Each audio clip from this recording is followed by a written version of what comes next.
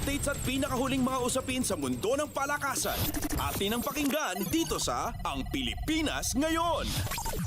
Nawakasan din ni Kai Sotto at ng Koshigaya Alphas ang kanilang kamalasan para kunin ang kanilang unang panalo sa 2024 to 2025 season ng Japan B-League.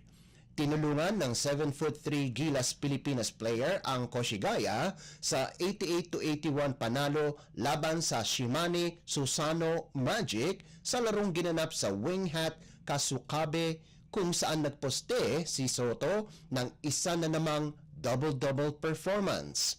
Nakagawa si Sotto ng 22 puntos at 10 rebounds bukod pa sa 2 steals, 1 assist at 1 block para kunin ng Alphas ang una nilang panalo sa loob ng 5 laro sa Eastern Division ng Liga.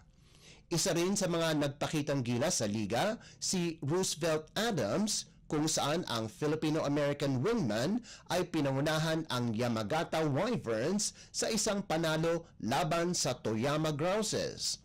Ito na ang isa sa pinakamagandang laro ni Adams ngayong season, kung saan nakapagtala ito ng 28 puntos, 3 rebounds, 1 assist at 1 steal, kung saan dinomina ng Toyama ang laban 107 to 78 sa larong ginanap sa Yamagata Prefectural Sports Park. Dahil sa panalo, gumanda ang record ng Wyverns sa 2 to 3 sa Eastern Division.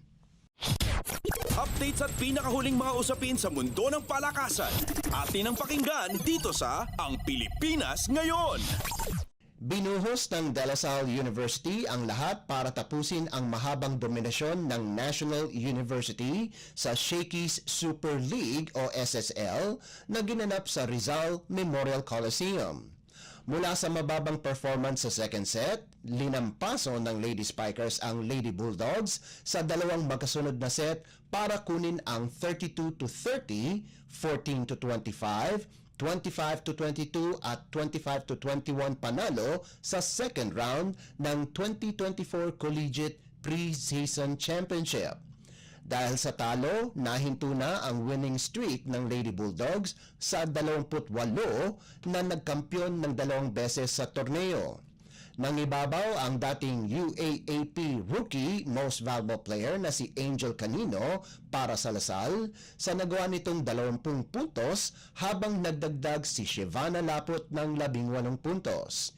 Hinirang naman bilang Player of the Game si rookie setter Micole Reyes ng Lasal. Nakagawa naman ng 18 puntos si Eliza Solomon habang sina Belia Belen at Vanji Alinsug ay kapwa nakascore ng 13 puntos bawat isa para sa Lady Bulldogs. Updates at pinakahuling mga usapin sa mundo ng palakasan. Atin ang pakinggan dito sa Ang Pilipinas Ngayon. Nahinto ng VNS Griffins ang Martelli meets Master Butcher sa hangarin nitong palawigin ang laban sa 2024 Spikers Turf Invitational Conference, kung saan nakuha ng VNS ang 25 to 21, 25 to 17 at 29 to 27 panalo sa larong ginanap sa Inares Sports Arena. Sinayin ng Griffins ang 4 puntos na kalamangan sa third set, subalit nakabawi ito sa huli para kunin ang panalo, kung saan nanguna si CJ Segi sa scoring na may 14 na puntos. Kahit ilang players ang hindi nakapaglaro dahil sa sakit, nakuha pa din ng VNS ang panalo.